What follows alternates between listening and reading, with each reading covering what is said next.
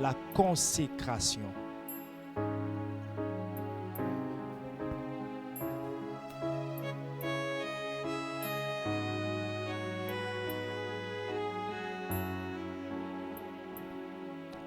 La consécration. Je vais juste récapituler rapidement.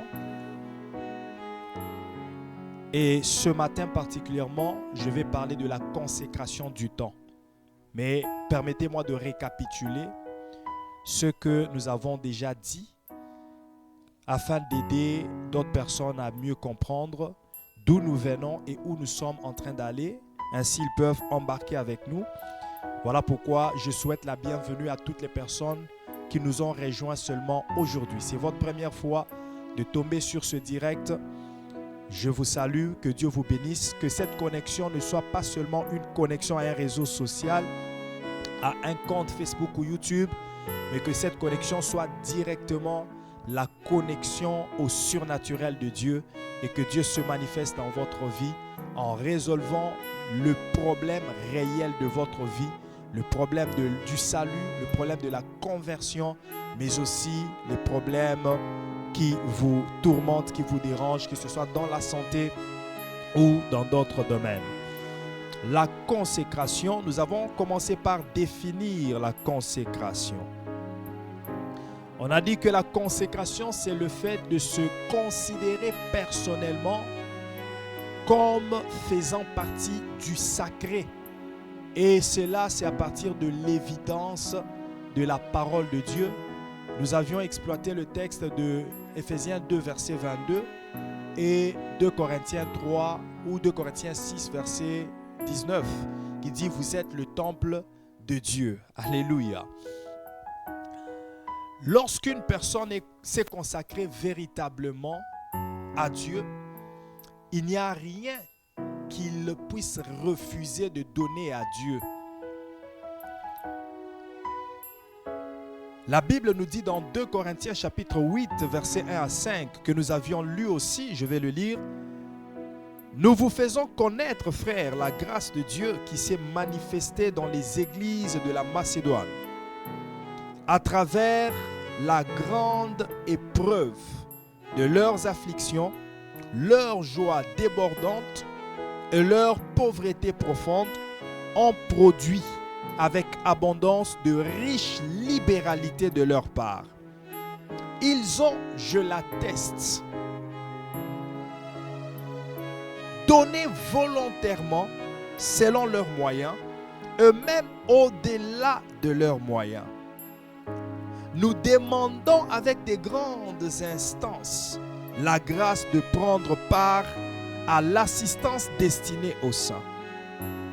Et non seulement ils ont contribué comme nous l'espérions, mais ils se sont d'abord donnés eux-mêmes.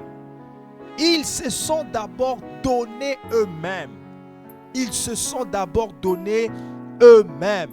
Bien-aimés, je le disais, lorsqu'une personne s'est consacrée véritablement à Dieu, il n'y a rien que cette personne puisse refuser de donner à Dieu. Le fait de se donner soi-même à Dieu a pour résultante que tu peux donner à Dieu tout ce que tu as. Ton argent, ton temps, tes oreilles, ta bouche, tout ce que tu as, tu le donnerais à Dieu parce que tu t'es donné toi-même. Parce que lorsque tu te donnes toi-même, tu donnes tout ce que tu contiens en toi. Il n'y a rien qui se contient dans ta vie que tu refuseras de donner à Dieu. Le fait de se donner soi-même te permet de donner à Dieu tout ce que tu as. Et il te sera facile de donner tout. Si et seulement si tu t'es déjà donné toi-même à Dieu. Si et seulement si tu t'es seulement donné toi-même à Dieu. Retiens qu'il est facile de donner son argent, son temps, ses oreilles, sa bouche et son tout à Dieu lorsqu'on est déjà parvenu à lui donner tout le cœur.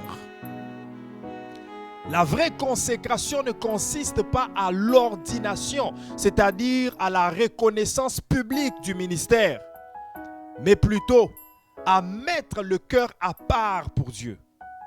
Mettre le cœur à part pour Dieu. Est-ce que tu peux dire avec moi un cœur mis à part? J'aimerais que tu le dises une deuxième fois. Un cœur mis à part. C'est ça la vraie consécration. C'est la consécration qui commence dans le cœur. C'est d'abord le cœur qui est mis à part pour Dieu. C'est ainsi que dans Proverbe 23, verset 26, que nous allons lire tantôt, Dieu dit, « Mon fils, donne-moi ton cœur. » La consécration commence avec le cœur. Lorsque tu as déjà donné tout ton cœur à Dieu, tout ce que tu as, tu le donneras à Dieu parce qu'il n'y a rien d'autre que tu puisses manquer de donner à Dieu si tu l'as déjà donné ton cœur. La Bible nous révèle que tout ce que nous avons de la vie, les sources de la vie viennent du cœur. Proverbe 4, verset 23. Les sources de la vie viennent du cœur.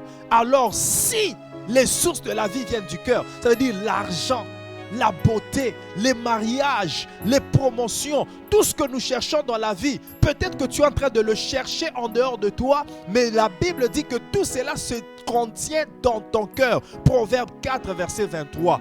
Et si tu donnes ton cœur à Dieu, donc tu lui as donné ton mariage, tu lui as donné ta beauté, tu lui as donné ton intelligence, tu lui as donné ton temps, tu lui as donné tout ce que tu estimes que ça t'appartient. Tout ce que tu estimes que tu peux avoir dans ta vie, tu le donnerais facilement à Dieu parce que tu lui as donné ton cœur. Un cœur mis à part. Un cœur mis à part. C'est ça la consécration, un cœur mis à part. Un cœur mis à part, c'est un cœur dans lequel le mal ne peut pas passer. Parce que ce cœur se dira, j'appartiens à Dieu, je ne peux pas produire le mal. C'est un cœur qui est exempt de haine. C'est un cœur qui est exempt de jalousie. C'est un cœur, lorsque la pensée monte de faire du mal à quelqu'un, comme le cœur est mis à part à Dieu, ce cœur ne peut pas s'engager à faire du mal à autrui. Ce cœur ne peut pas s'engager à détruire son prochain. Ce cœur ne peut pas s'engager à calomnier. Parce que tout vient du cœur. Les calomnies, les soucis, les inquiétudes, les souillures, tout provient du cœur. Jésus dit ce n'est pas ce qui entre dans l'homme qui le suit, mais ce qui sort. Parce que c'est du cœur que viennent, c'est du cœur. Alors si tu exerces ton cœur à le mettre à part pour Dieu, c'est-à-dire à sélectionner, à tamiser ce que tu dois faire en tant qu'enfant de Dieu, tu ne feras pas du mal au prochain. Parce que dès que l'idée de faire du mal à ton prochain monte en toi, tu te souviendras que j'ai déjà mis mon cœur à part pour Dieu. J'ai déjà réservé mon cœur à ne pas faire du mal. J'ai réservé mon cœur à ne pas m'enivrer de l'alcool. J'ai réservé mon cœur à ne pas promener des pensées impudiques. J'ai réservé mon cœur à ne pas calomnier. J'ai réservé mon cœur. Est-ce que quelqu'un peut avoir un cœur réservé ce matin? Si tu ne l'avais pas encore fait, je t'invite ce matin à cet exercice de mettre à part ton cœur pour Dieu. Un cœur mis à part. Un cœur mis à part. À partir de ce matin, rentre dans cet exercice. C'est un exercice quotidien que de mettre son cœur à part pour Dieu. Un exercice quotidien. Chaque jour qui passe, que ton cœur soit mis à part. Chaque jour qui passe, tu dois te dire en toi-même, avec le cœur que j'ai déjà offert à Dieu, je ne peux pas insulter mon prochain. Je ne peux pas faire du mal à mon prochain. Je ne peux pas traiter mal ma conjointe, mon conjoint. Je ne peux pas traiter mal mon enfant ou les enfants des autres. Je ne peux pas traiter mal mes amis. Je ne peux pas être un croc en jambe. Je ne peux pas bloquer la bénédiction de mon frère en Christ, de ma soeur en Christ. Je ne peux pas. Lorsque j'entends que mon frère est élevé, ça ne peut pas aigrir mon cœur parce que j'ai mis mon cœur à part pour Dieu. Et ce que Dieu veut, c'est la joie dans le cœur. Ce que Dieu veut, c'est que nous nous réjouissons du bonheur des autres. Mais lorsque tu es aigri parce qu'un autre est béni, ça prouve que ton cœur n'a pas été mis à part pour Dieu. Ça prouve que ton cœur est encore une réserve d'une autre entité, du diable. J'aimerais te poser une question ce matin.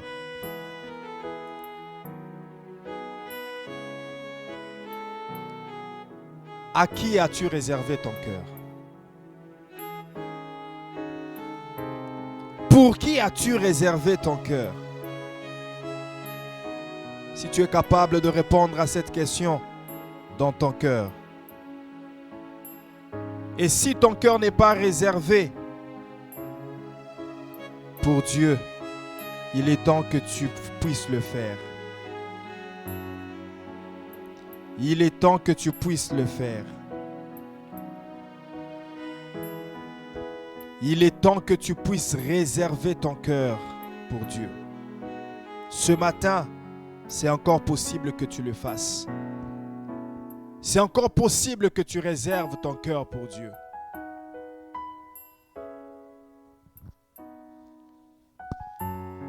C'est encore possible.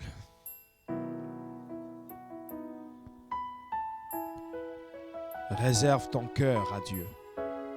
La consécration commence lorsqu'on a un cœur réservé à Dieu. Un cœur mis à part. Un cœur mis à part. Nous allons lire Proverbe 23, verset 26. Dans toutes les versions, s'il vous plaît. Proverbe 23, verset 26.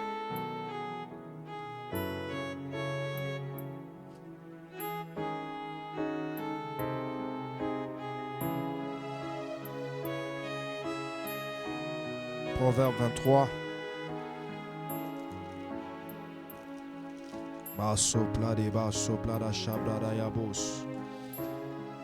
Proverbe 23, verset 26. La Bible dit: mon fils, donne-moi, je mets toutes les versions. Mon fils, donne-moi ton cœur et que tes yeux se plaisent dans mes voies. Écoute, le cœur n'est pas seulement cet organe qui pompe.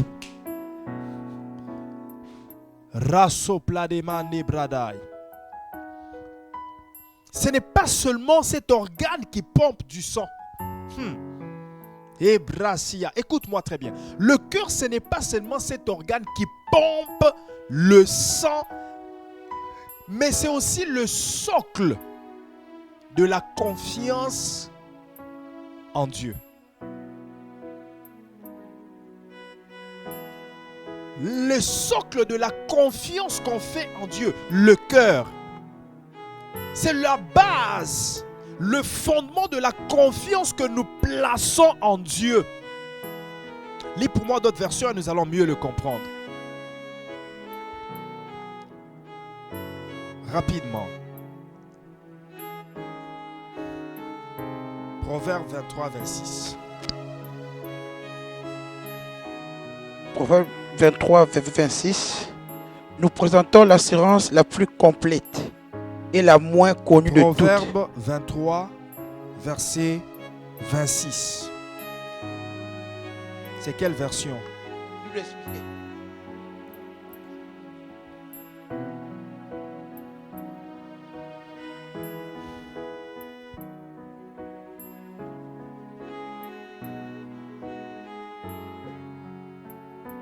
Tata, tangelanga malamu, lis bien et sois expéditif. Proverbe 23, verset 26.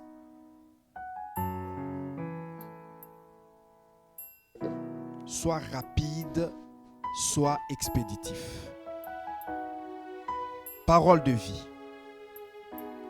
La Bible dit ceci: mon enfant, aie confiance en moi et suis mon exemple avec joie. Mon enfant, aie confiance en moi. Tu vois, Louis II parle du cœur. Il dit: mon fils, donne-moi ton cœur. Mes paroles de vie ici est en train de parler de la confiance. Mon fils, donne-moi ton cœur. Mon enfant, aie confiance en moi. C'est parce que le cœur, comme je le disais, c'est vrai que c'est l'organe qui fait fonctionner tout, parce que le sang est pompé à partir du cœur pour se promener partout dans les veines et être envoyé partout dans le corps humain. Mais le cœur représente aussi la confiance que nous faisons en Dieu. Un cœur mis à part pour Dieu, c'est un cœur qui fait confiance à Dieu. La consécration commence par la confiance que nous faisons à Dieu. D'autres versions. La confiance que nous plaçons en Dieu. La consécration. J'aimerais dire à quelqu'un ce matin, place ta confiance en Dieu. Quelle que soit la situation que tu traverses, sois confiant en Dieu. C'est la première des choses que Dieu veut. Avant que tu ne commences à traiter avec Dieu, la première des choses, il veut que tu lui fasses confiance. Un cœur mis à part. Nous reviendrons sur ce thème. Ce n'est pas mon thème d'aujourd'hui. Je ne fais que la récapitulation. Mais comme le Saint-Esprit m'a amené à parler du cœur mis à part, je pense que j'y reviendrai le vendredi. Et nous allons prier par rapport à ce sujet. Lis-moi une autre version. La version français courant. Mon fils, fais-moi confiance. Prends plaisir à suivre mon exemple. Mon fils, fais-moi confiance. Donc le cœur, c'est le socle de la confiance que nous plaçons en Dieu. Le socle même de cette confiance. Voilà pourquoi je disais tantôt qu'il est facile de donner son argent, de donner son temps, de donner ses oreilles, de donner sa bouche, de donner son tout à Dieu lorsqu'on est déjà parvenu à lui donner le cœur. Si le cœur est donné à Dieu, si la confiance est placée en Dieu, ça devient facile de donner à Dieu tout ce que nous avons. J'aimerais te poser une question ce matin. Est-ce que tu es capable de donner à Dieu tout? Est-ce que tu es capable de consacrer tout à Dieu? Nous parlons de la consécration. La consécration n'est pas seulement le fait de dire Seigneur, je m'abandonne à toi, d'accepter Jésus-Christ Seigneur et Sauveur. Dans la consécration, il y a plusieurs sortes, il y a plusieurs catégories. Et lorsque je parle de sorte de consécration, je ne parle pas de l'ordination, je ne parle pas, non, je parle de la consécration de l'homme lui-même, de l'enfant de Dieu lui-même. L'enfant de Dieu peut se consacrer de plusieurs manières.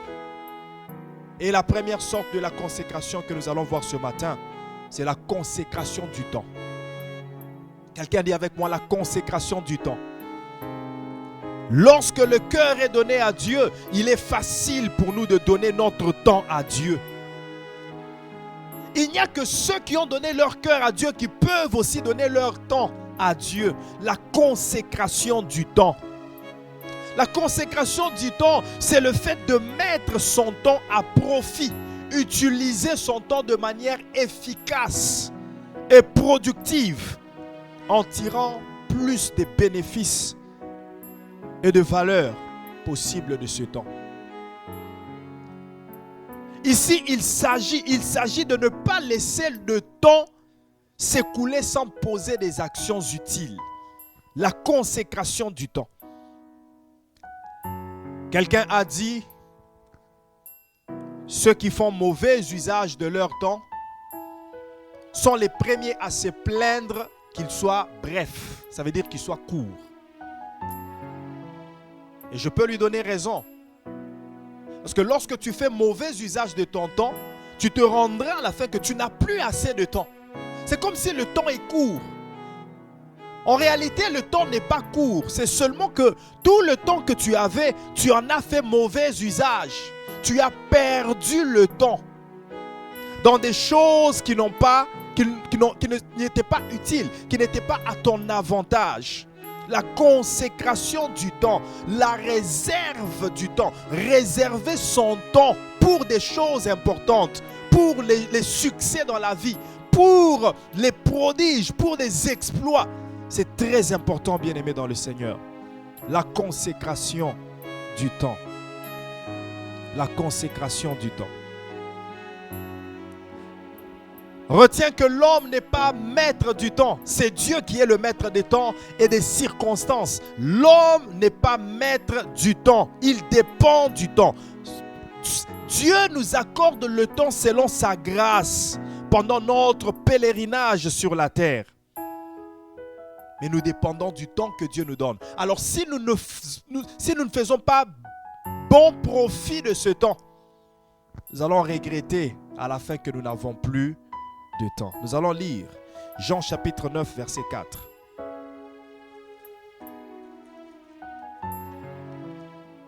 Jean chapitre 9 verset 4.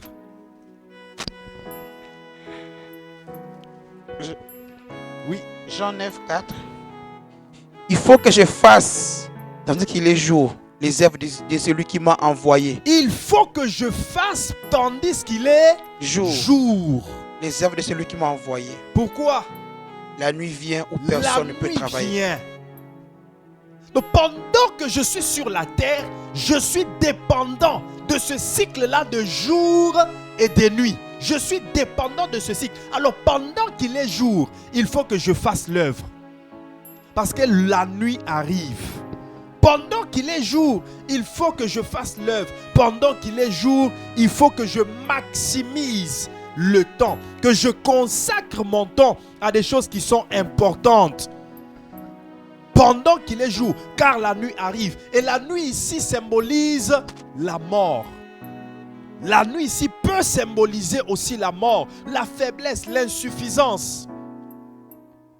Ecclésiaste 9, verset 10 nous dit aussi la même chose. Il dit, fais ce que tu trouves à faire pendant que tu es en vie, pendant qu'il est jour. Car dans les séjours des morts, on n'acquiert pas de maisons. On n'acquiert pas de voitures dans les séjours des morts. On ne loue pas Dieu dans les séjours des morts. Dans l'au-delà, dans les séjours des morts, tu ne vas pas aller travailler. Alors pendant qu'il est jour, c'est le moment de travailler. C'est le moment de maximiser ton temps. C'est le moment de consacrer ton temps à des choses importantes qui te seront profitables, qui t'attireront la faveur demain. C'est pendant qu'il est jour que tu dois maximiser le temps. Alléluia. Alléluia. Je te dis, frère Roland, dans le séjour des morts, il n'y a pas de business class. Il n'y a pas de première classe là-bas. S'il faut voyager en business class, c'est sur la terre. Alors tu dois maximiser ton temps pour que tu arrives à ce niveau-là de voyager aussi. Que tu es dans la liste de tes témoignages. J'ai voyagé en business class. J'ai habité des villas. C'est sur la terre. Parce que dans l'au-delà, il n'y aura pas ces choses-là. Pendant qu'il est jour, c'est là que tu dois profiter de ce que Dieu a mis à notre disposition sur la terre. Pendant qu'il est jour, c'est le moment de profiter de l'air, des arbres, des fruits, de la nourriture que Dieu a mis à notre disposition, des vêtements que tu peux t'habiller. Tout ça, c'est sur la terre. Parce que le jour où tu meurs, c'est fini. Tu ne porteras pas les Yoji Yamamoto. Tu ne porteras pas des Coco Chanel, je ne sais pas, des griffes que tu aimes porter. Tu ne porteras pas cela parce que dans les séjours des morts, ces choses-là ne te suivront pas. Ces choses-là, tu n'en auras pas besoin. Pendant qu'il est jour, il faut consacrer. C'est pendant qu'il est jour que tu jouiras de l'argent. Pendant qu'il est jour, pendant que tu es en vie, qu'est-ce que tu fais de ton temps? Tu passes tout ton temps à dormir, mais tu veux devenir riche. Tu passes tout ton temps dans des futilités, dans des vidéos, sur TikTok. Tout ton temps, des heures et des heures passent là. Mais tu veux devenir surnaturel. La consécration du temps. La consécration du temps. Je suis en train de parler à quelqu'un ce matin sur la consécration du temps. En quoi devons-nous consacrer notre temps? En quoi devons-nous consacrer notre temps. En quoi dois-tu consacrer ton temps? Je vais donner 2 réponses ce matin. Premièrement, à la prière. Quelqu'un dit avec moi à la prière.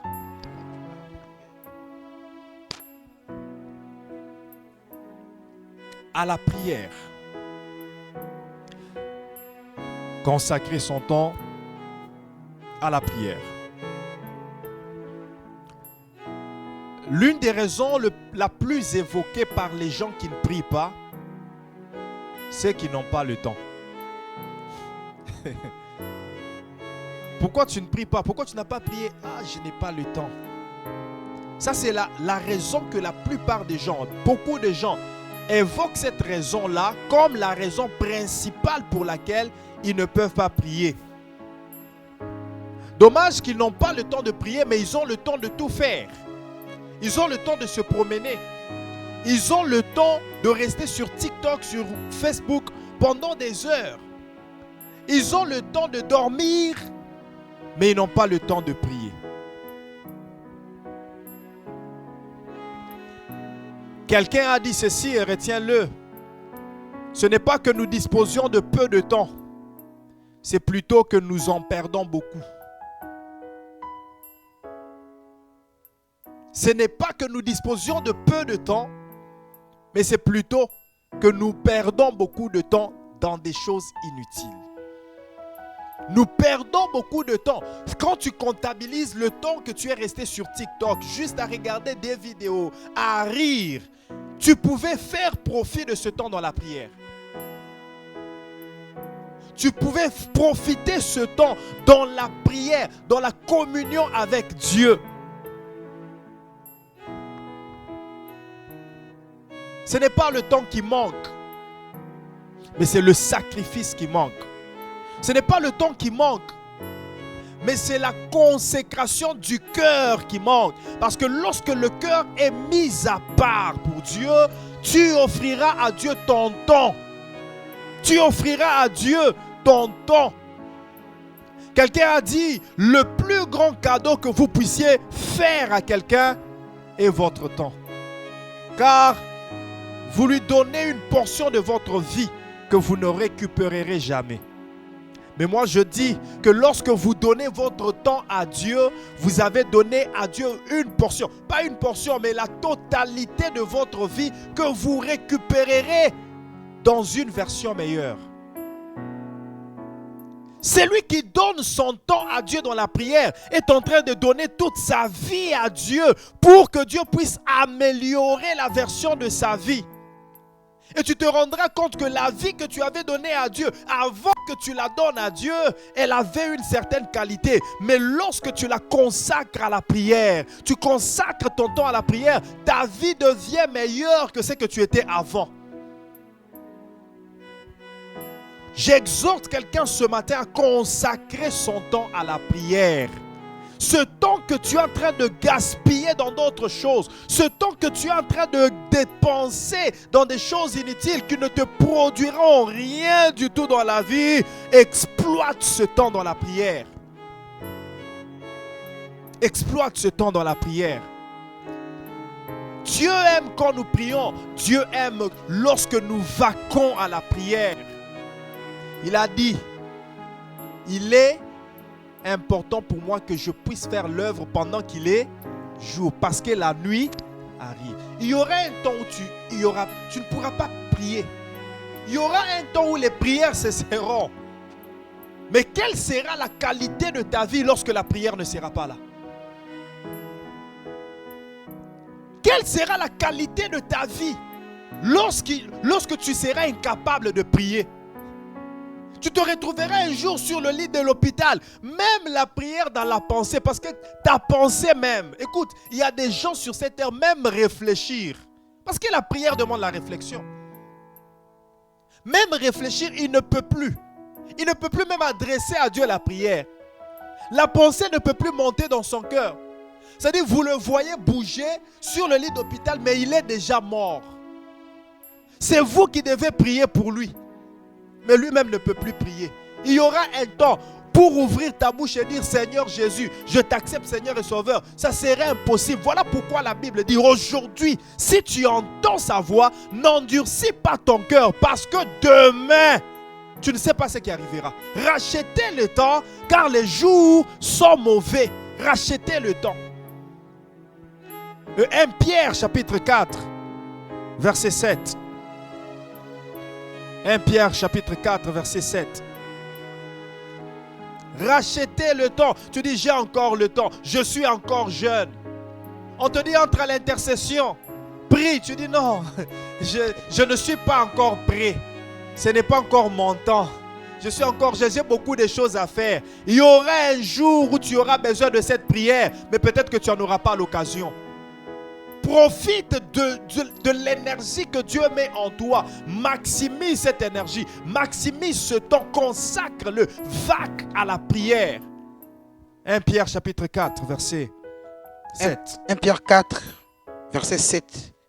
La fin de toutes choses est proche. La fin de toutes choses est proche. La fin du monde est proche. Yeah. La fin des... Écoute, toutes les choses que tu es en train de poursuivre aujourd'hui, tout ce que tu es en train de poursuivre aujourd'hui, je suis derrière l'argent. Pasteur, je n'ai pas le temps de venir à l'église. J'ai des jobs. J'ai les shifts de dimanche. La fin de toutes ces choses-là est proche. Quand il n'y aura pas de travail, quel shift tu feras encore? Quand l'argent ne servira à rien, quel shift tu feras encore pour trouver l'argent? Quand les vêtements ne serviront plus à rien, c'est là que tu comprendras que tu as engagé ton temps derrière ces choses-là. Une course éphémère, une course de vanité. La fin de toutes choses, la fin des mariages arrive. La fin des promotions arrive. La fin arrive. Cette fin-là, c'est le moment où on n'aura plus besoin de ces choses-là. La fin est en train d'arriver. Et la suite, il dit quoi? La fin de toutes choses arrive. Alors, soyez donc sages. Soyez sages et sobres. Et sobres. Pour vaquer à la prière. Soyez sages et sobres pour vaquer à la prière. Car la fin arrive. Les symptômes de la fin, nous sommes en train de les voir.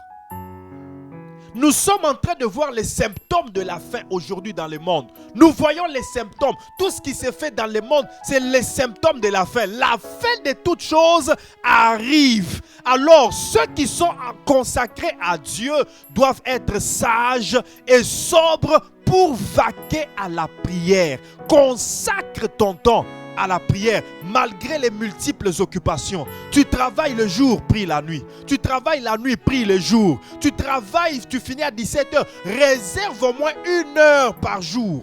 Au moins, minimum. Réserve, mets à part pour Dieu au moins 1 heure où tu vas communier avec lui, où tu vas dialoguer avec lui, où tu vas rentrer dans son intimité. Sur 24 heures par jour, toi, tu n'as pas de temps pour Dieu. Sur 24 heures par jour, tu n'as pas de temps pour Dieu, mais tu as le temps pour autre chose. Tu as le temps pour parler avec tes amis. Tu as le temps pour parler au téléphone. Tu as le temps pour sortir, déambuler, aller partout. Mais le seul temps que tu n'as pas, c'est de prier. Tu cours un danger terrible. Lis 1 Pierre dans une autre version. 1 Pierre 4, verset 7.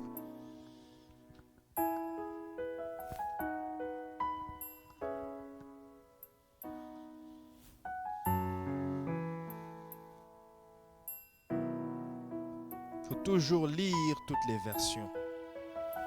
Toujours. Toutes les versions intéressantes. La rapidité.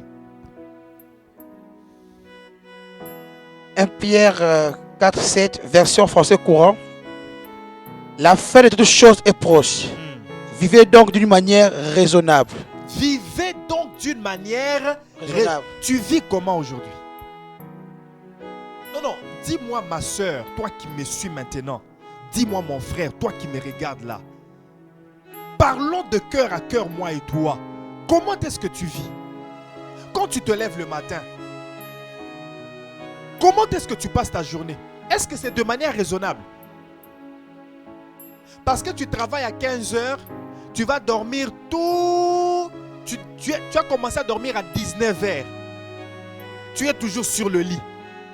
6 heures du matin, tu es sur le lit en train de tourner. 9 heures, tu es sur le lit. Bien-aimé, est-ce que cette manière est une manière raisonnable de vivre? Est-ce que c'est une manière raisonnable de vivre? Il dit vivez de manière raisonnable. Vivez de manière raisonnable. Je pense que ton micro là fonctionne bien. Et gardez l'esprit éveillé afin de pouvoir prier. C'est ça la sobriété dont il a parlé dans le second. Soyez sage, ça veut dire vivez de manière raisonnable. Soyez sobre, ça veut dire gardez l'esprit éveillé. Ne soyez pas dans le sommeil spirituel.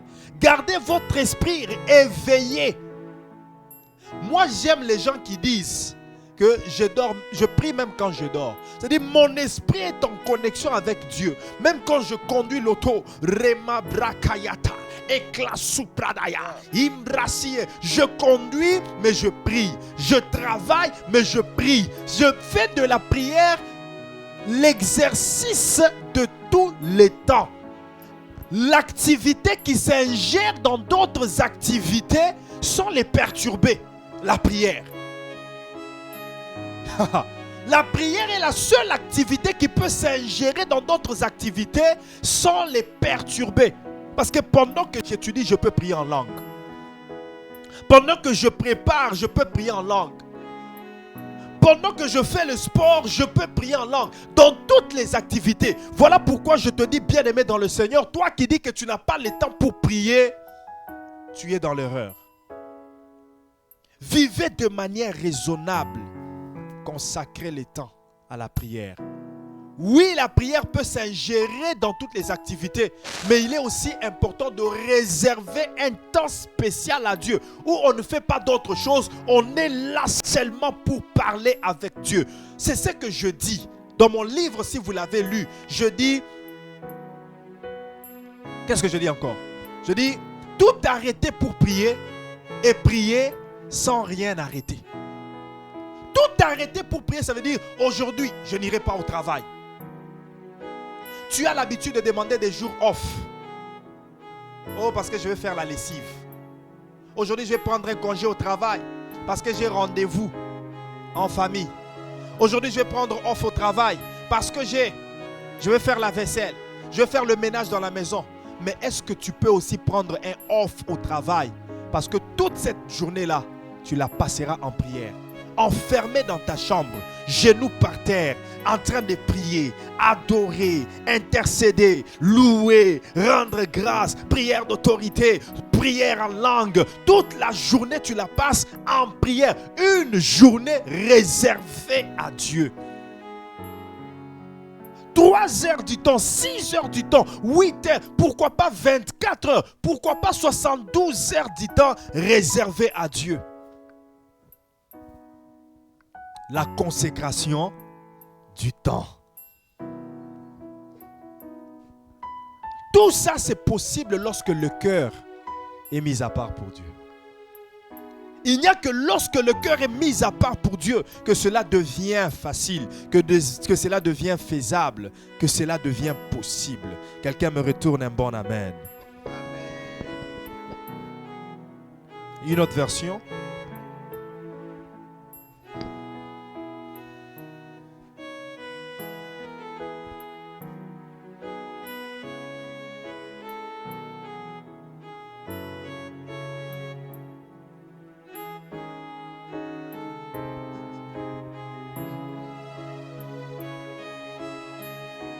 Une autre version, 1 Pierre 4, verset 7.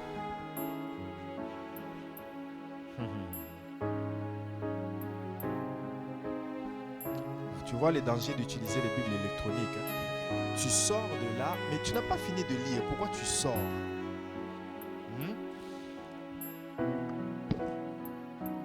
1 Pierre 4, verset 7. J'aime la rapidité.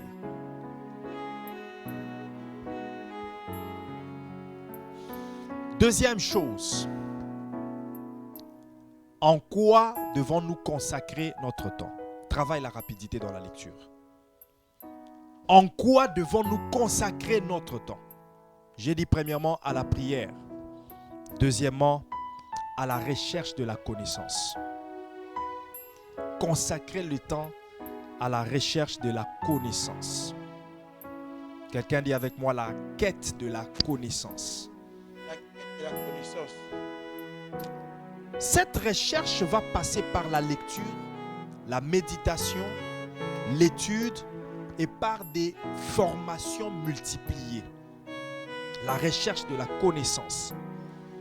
Il faut faire des formations dans des domaines variés, des formations multipliées. Faire des lectures, des livres variés qui t'apportent la connaissance en commençant par la Bible elle-même. La première connaissance qu'un consacré cherche, c'est la connaissance de Dieu. C'est ça la première connaissance qu'un consacré doit chercher. La première, la connaissance principale d'un consacré, c'est la connaissance de Dieu. Et en annexe, tu peux ajouter la connaissance en informatique, la connaissance en chimie, la connaissance en droit, la connaissance en médecine. Tu peux multiplier toutes sortes de connaissances, mais aie pour fondement de connaissance la connaissance de Dieu.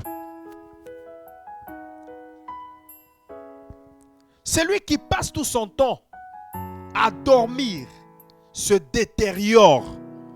Mais celui qui s'applique à la recherche de la connaissance est en train de s'améliorer. Quelqu'un a dit: employez votre temps à vous améliorer vous-même par les écrits d'autres hommes, afin que vous puissiez facilement obtenir pourquoi d'autres ont beaucoup travaillé.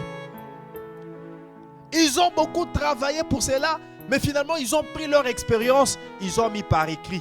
Donc toi, tu as la facilité juste de lire et d'appliquer. Tu as dans la facilité ce qu'eux ont travaillé beaucoup pour avoir. Mais ce qui nous remet encore au travail, au dur labeur, c'est le manque de volonté à lire. Ceux qui n'aiment pas lire, ils n'auront pas l'information. Et ils seront en train de chercher à créer la roue. Pendant qu'il y a quelqu'un qui a déjà inventé la roue pour toi, ce que tu dois faire, c'est juste appliquer les principes pour faire fonctionner la roue. Cherche la connaissance de Dieu. Cherche la connaissance de la vie. C'est à cela que nous devons consacrer notre temps. Imagine-toi tout ce temps que tu passes qu'à dormir, à causer avec les gens, à passer sur les réseaux sociaux. Imagine-toi si tu consacrais ce temps à faire des recherches sur tes projets. Comment on fait pour ouvrir une entreprise? Comment on fait pour? En cherchant toutes ces connaissances, bien-aimés dans le Seigneur, tu ne sais pas ce que tu es en train de préparer pour demain. Tu ne sais pas ce que tu es en train de préparer. Tu ne sais pas comment tu es en train de bâtir ton avenir à partir de la connaissance. Il n'y a personne qui sera promu au travail comme gestionnaire. Il n'y a personne qui sera promu comme gestionnaire des projets, comme chef de, s'il n'a pas les compétences et les connaissances requises pour ce poste-là. Dans le temps où les autres sont en train d'étudier à l'école, ils préparent leur poste de gestionnaire d'entreprise. Ils préparent leur poste de directeur 1. Toi, tu t'es dit, moi, j'ai fait seulement des études de 1 année. Juste de trouver de l'argent. Ça veut dire que tu as déjà limité. Tu as même limité ta carrière professionnelle. Juste 1 année pour juste se faire de l'argent et puis c'est tout. Ce n'est pas mal que tu fasses 1 année d'études. Mais en annexe à cela, qu'est-ce que tu associes comme connaissance? Parce que tu peux avoir un diplôme d'1 année. Mais tu as aussi, comment on les appelle, les certifications dans des domaines. Et à cause seulement de ces certificats, tu as un poste que la personne qui a fait 4 ans à l'université ne peut pas avoir.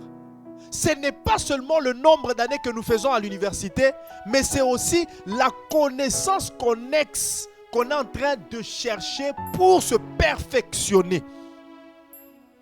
Ne pense pas que lorsque tu finis d'étudier à l'université, on te donne le diplôme, c'est fini l'apprentissage. Non, l'apprentissage est continuel. Continue à apprendre. Tout ce que ta main trouve à faire, fais-le. Tout ce que tu trouves à apprendre, même si ce n'est pas ton domaine de prédilection, si tu as seulement le temps d'apprendre à le faire, fais-le.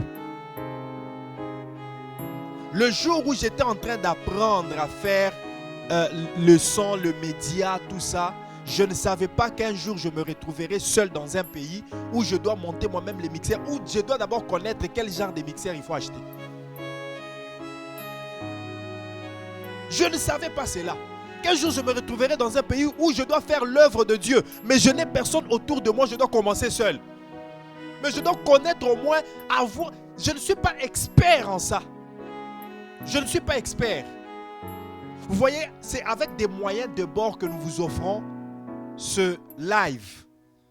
Mais vous pouvez sentir la qualité dans les moyens de bord. Ce n'est pas du matériel sophistiqué, expérimenté, payé cher. Non. Mais c'est parti de la connaissance que j'ai eue un jour. Lorsque je me suis retrouvé en face d'apprendre ces choses, j'ai commencé à les apprendre. Et voilà comment c'est profitable aujourd'hui. C'est ça, c'est que 1 Timothée 4, verset 13 nous dit. Non, je voulais dire 2 Pierre 1, verset 2. 2 Pierre 1, verset 2. Il dit que la grâce et la paix vous soient multipliées par quoi? Par la connaissance de Dieu et de Jésus-Christ notre Seigneur. Est-ce que tu peux le lire? 2 Pierre 1, 2. Que la grâce et la paix vous soient multipliées par la connaissance de Dieu et de Jésus notre Seigneur. Que la grâce et la paix vous soient quoi? Multipliées. Écoute, tout est grâce, je n'en disconviens pas, et c'est vrai. Mais j'aimerais te dire ce matin que tout n'est pas que grâce. La grâce nous est donnée, mais à côté de la grâce, il faut qu'il y ait la connaissance. Parce que la grâce sans connaissance, tu n'en feras rien. Même la connaissance elle-même est une grâce. Connaître quelque chose est une grâce. Et lorsque tu as la grâce de connaître, tu as donc la connaissance pour utiliser la grâce. Celui qui a la grâce de connaître quelque chose, il a une connaissance qui lui permet d'utiliser la grâce à son profit. Mais si tu n'as que la grâce sans la connaissance, par manque de connaissance, tu te retrouveras captif pendant que tu as la grâce en toi. Voilà pourquoi Ésaïe chapitre 5 verset 13, la Bible dit, mon peuple, lis-moi ça, mon peuple s'est retrouvé dans la captivité parce qu'il a négligé la connaissance. Ésaïe 5, 13. C'est pourquoi mon peuple sera soudain mené captif. Mon peuple sera soudain, brusquement amené dans la captivité. Donc, sa noblesse mourra de faim et sa multitude sera desséchée par la soif. Une autre version. Il dit parce qu'il a négligé le savoir. Voilà pourquoi il sera amené en captivité. Bien-aimés, combien sont dans la captivité qui s'appelle la pauvreté? Il n'est pas pauvre parce que le diable est plus fort que lui. Il n'est pas pauvre parce que Dieu veut qu'il soit pauvre. Mais il est pauvre parce que c'est une captivité dans laquelle il se retrouve parce qu'il a négligé la connaissance. Lorsque Dieu voulait que tu apprennes, que tu reçoives la connaissance de Dieu, des choses de Dieu, toi tu négligeais cette connaissance. Lorsque le pasteur insiste sur la lecture, même pendant cette année, il y a des gens qui négligent encore de faire la lecture. On est déjà dans le livre d'Ésaïe. On a fini le Nouveau Testament. Toi tu es arrêté à quel niveau? Mais après tu voudras la richesse. Après tu viendras, pasteur, rien ne marche. Le problème qui fait que rien ne marche, ce n'est pas que Dieu ne te voit pas. Mais le problème est que tu négliges la connaissance. Voilà pourquoi tu te retrouves dans des captivités. Tu te retrouves dans des prisons parce que tu négliges la connaissance. Une autre version. Version français courant. C'est pourquoi le Seigneur déclare, mon peuple sera déporté. Mon peuple sera déporté. La déportation, c'est quoi? Enlever quelqu'un dans un meilleur endroit pour l'amener dans un endroit où il est prisonnier. La déportation, c'est aussi la révocation. Par exemple, le Canada peut se décider de dire, cet homme, cet immigrant, on va le déporter. C'est-à-dire le retourner dans son pays. C'est ça la déportation. Donc mon peuple qui est déjà dans la terre où coule le lait et le miel, c'est ça le peuple de Dieu. Il est dans un pays où coule le lait et le miel, mais il se retrouve déporté de ces pays-là, où il y a le lait et le miel, et il se retrouve dans son ancien pays, le pays de la souffrance, le pays de l'esclavage. Mais il se retrouve là pourquoi? Car il n'a rien compris. Parce qu'il n'a rien compris. Il n'a pas cherché à comprendre les choses de Dieu. Il n'a pas cherché à comprendre les principes de la vie. Voilà pourquoi il est retourné dans son état initial d'esclavage. Une autre version.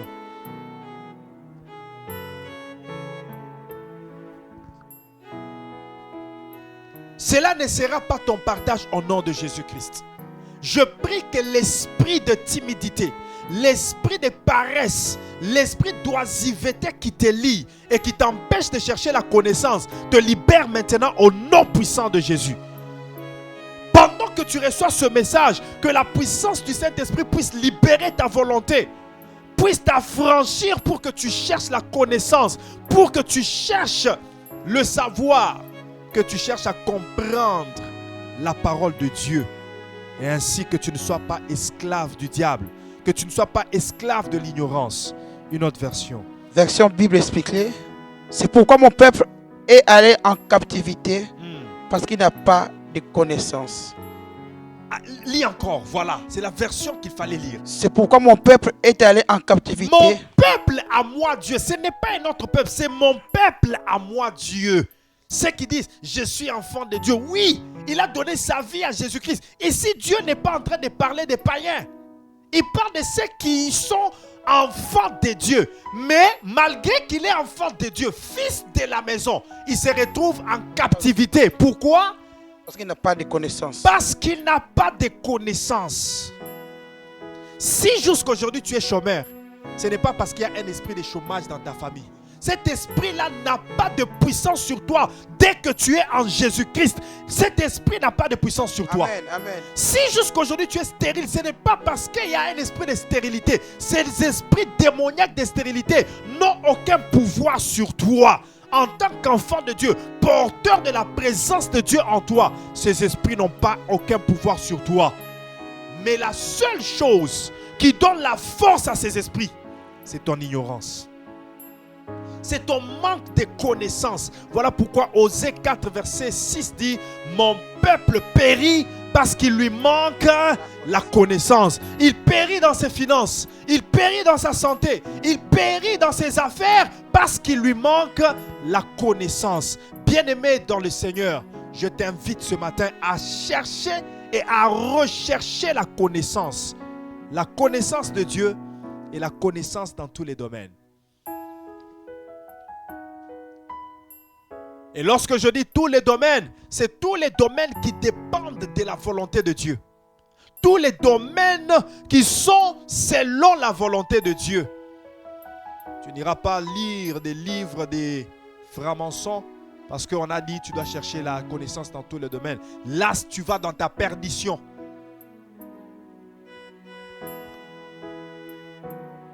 Alléluia. Amen. Alléluia. Amen. Bien-aimé dans le Seigneur, la connaissance donne un pouvoir. La connaissance te rendra puissant. La connaissance te donnera l'assurance dans ce que tu fais.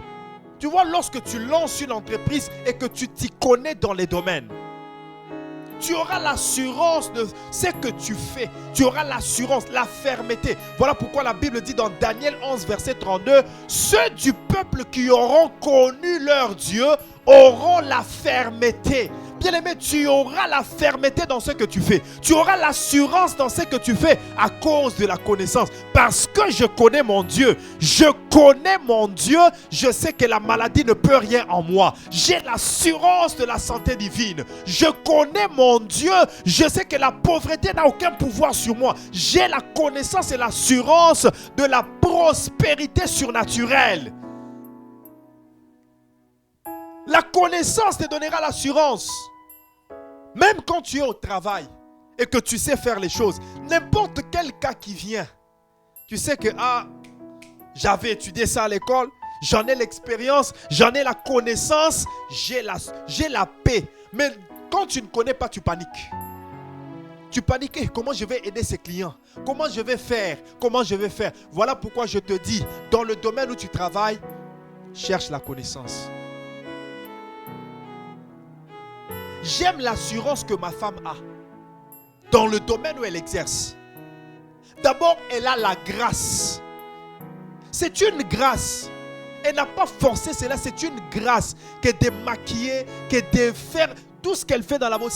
Lorsqu'elle touche quelqu'un, tu sens déjà qu'il y a une touche. Même moi qui ne suis pas dans le domaine, je vous dis vrai, parfois, je cherche d'autres maquilleuses, je vois certaines autres, je regarde d'autres, je dis, vraiment, qu'est-ce qu'il a fait sur le visage de cette personne? Qu'est-ce qu'il a fait? Tu regardes vraiment, je préfère même cette personne-là sans maquillage que lorsqu'on l'a maquillée. Et lorsque je compare ça, je dis, ma femme, elle a du boulot. Comme elle-même dit, elle a de l'or entre ses mains. Et c'est une grâce. Mais au-delà de cette grâce, elle est allée chercher la... Et chaque jour, je la vois comment elle cherche la connaissance, même avec son téléphone. Elle regarde des vidéos, elle regarde des formations, elle se connecte à telle formation pour perfectionner encore. Et plus tu le feras, plus tu t'ouvriras des portes, des opportunités qui vont t'amener encore dans la gloire. Ceux du peuple qui auront connu leur Dieu, ceux qui auront la connaissance, ils auront l'assurance, la fermeté.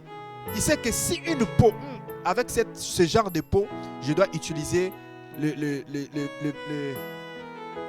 pardon, même si je cherche à le dire là, ça ne viendra pas, c'est pas mon domaine.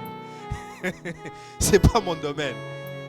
Mais elle sait quel produit utiliser pour chaque peau.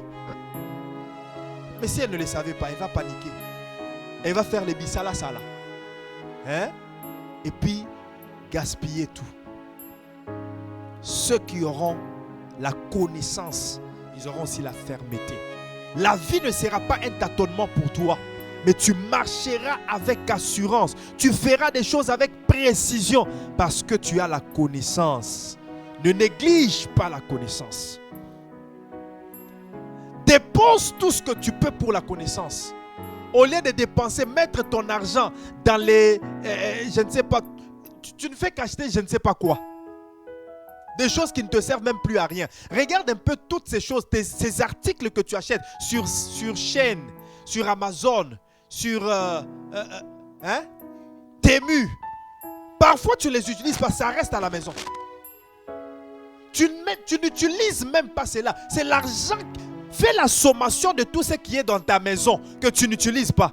Mais cet argent, tu pouvais acheter le livre essentiel d'une vie chrétienne. Même quand j'ai rabaissé le livre à $5, il y a des gens qui ne sont pas toujours capables d'acheter. La connaissance. La connaissance négligée. Il y a des livres dans des librairies que tu peux aller sur les finances, sur l'économie, que tu peux aller acheter. Tu achètes, tu viens lire. Sur la richesse, tu achètes et tu lis. Pour que demain soit meilleur pour toi. Mais tu t'engages à dépenser l'argent dans d'autres choses. Tu t'engages à consacrer ton temps à autre chose. Ce temps que tu peux consacrer à la lecture. 1 Timothée chapitre 4 verset 13. 1 Timothée chapitre 4 verset 13. Ebraso clarisha bradai. Manderebo siya parababo siya tekezi. Oui. 1 Timothée 4, 13. Jusqu'à ce que je vienne, applique-toi à la lecture. Oui. 1 Timothée 4, 13. À la lecture, à l'exhortation, Et à à l'enseignement. Jusqu'à ce que Je vienne. je vienne. Dans le jusqu'à ce que je vienne, qu'est-ce qu'il y a? Il y a une promesse de visitation. Je n'ai pas entendu cet amen-là. Je suis en train de dire à quelqu'un qu'il y a une promesse de visitation sur ta vie. Il y a une promesse de visitation financière sur ta vie. Il y a une promesse de visitation divine sur ta vie. Dieu te promet ce matin qu'il va te visiter. Oh, je suis l'oracle de l'Éternel. Laisse-moi te parler de la part de Dieu. Dieu est en train de dire à quelqu'un qu'il va te visiter. Avant la fin de cette année, tu seras visité par Dieu. Nayoki amen wana biente. Amen. Nayoki amen wana biente. Amen. Avant que cette année finisse, Dieu va te visiter. Avant que cette année finisse, quelqu'un sera visité de la visitation financière. Quelqu'un sera visité de la visitation de promotion. Quelqu'un sera visité de la visitation du mariage. Quelqu'un sera visité. Et je ne vois aucun diable qui peut bloquer Dieu pour qu'il ne te visite pas. Dieu va te visiter cette année. Et cela va se réaliser. Mais il dit, jusqu'à ce que je vienne, avant que cette visitation n'arrive, qu'est-ce que tu dois faire? Applique-toi à la lecture. Avant de vivre cette visitation-là, toi, applique-toi d'abord à la lecture. Ça veut dire quoi? Lorsque tu es en train de lire aujourd'hui, tu prépares la visitation de demain. Lorsque tu es en train de lire aujourd'hui, Roland, tu prépares les opportunités de demain. Peut-être que tu ne sais pas pourquoi tu lis ce livre-là. Tu ne sais pas. Il n'y a pas de motivation, il n'y a pas de promesse, il n'y a rien. Mais toi, tu te dis, je vais lire quand même le livre sur le mariage. Mais tel que tu es là, tu n'as même pas de proposition sur le mariage. Mais tu commences à lire sur le mariage. Tu prépares l'opportunité de te marier. La visitation de Dieu viendra proportionnellement à la connaissance que tu as. Lorsque Dieu se rend compte que tu as la connaissance dans ce domaine-là, c'est là qu'il viendra maintenant sous forme d'opportunité dans ce même domaine. Parce que tu as pris ton temps à lire, tu as préparé l'opportunité. Et lorsque la porte s'ouvrira, tu auras déjà la connaissance pour profiter, pour bénéficier de cette opportunité-là. Mais si tu n'avais pas lu, si tu n'as pas la connaissance, tu te retrouveras devant l'opportunité et tu ne sais que faire. Tu te retrouveras dans l'opportunité et tu es en train de tâtonner et jusqu'à ce que tu détruises tout et tu perdes tout. Voilà pourquoi il y a beaucoup de gens aujourd'hui, ils se marient. Après 2 mois, ils divorcent. Parce qu'il est allé dans le mariage sans la connaissance divine sur le mariage. Il a un travail, mais après il le perd. Il est viré. Il a eu une très belle opportunité. Mais à cause de son ignorance, tout le temps que tu passes, tu peux lire des livres en anglais. Travailler, perfectionner ton anglais. Tu ne sais pas quelle est l'opportunité que Dieu placera devant toi. Ça sera peut-être un poste bilingue. Et toi, tu parles français, tu parles anglais. Pourquoi? Parce que tu as pris ton temps à lire des livres en anglais, à améliorer ton anglais. Et l'opportunité suivra la connaissance que tu as. Jusqu'à ce que je vienne, applique-toi à la lecture. Applique-toi à lire. Lis tout ce que tu trouves parce que cela peut être bénéfique pour l'avenir. Tu lis sur le droit sans que tu sois juriste. Mais tu te retrouveras dans une situation où on te dit non, il faut que tu fournisses tel document. Mais comme tu as quand même une idée sur le droit, tu sais comment ça fonctionne le droit des entreprises, tu en as lu. Tu sauras comment mener tes affaires pour ne pas commettre des erreurs.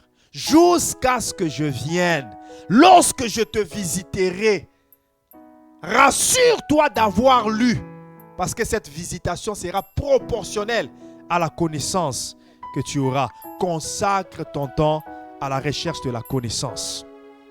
Mon peuple périt parce qu'il lui manque la connaissance. Vous connaîtrez la vérité et la vérité vous affranchira. la délivrance est proportionnelle à la connaissance de la vérité que nous avons. Laisse que Dieu te bénisse. Acclame le Seigneur là où tu es. Tiens-toi debout et nous allons prier. Même si tu es dans ta maison, tiens-toi debout. Tiens-toi debout. Suis l'ordre que je te donne. N'oublie pas que je suis un surnaturel, je suis un prophétique. Si j'ai dit, tiens-toi debout avec insistance, je sais pourquoi je l'ai dit. Fais-le sans rien comprendre et bientôt tu comprendras pourquoi tu devais prier en étant debout. Commence à rendre grâce à Dieu pour sa parole. Commence à rendre grâce à Dieu pour cette instruction qu'il t'a donnée. Commence à rendre grâce à Dieu pour Rabba Shabradai. Rends grâce à Dieu. Ibra Sokladeche. Enda Rababose. Ebra Kaide Soplada. Rends grâce à Dieu parce qu'il t'a parlé. Rends grâce à Dieu parce qu'il s'est manifesté à travers sa parole. Rends grâce à Dieu parce qu'il a conquis ton cœur. Il a bougé tes entrailles par cette parole que tu as écoutée. Il a déposé sa force et sa puissance.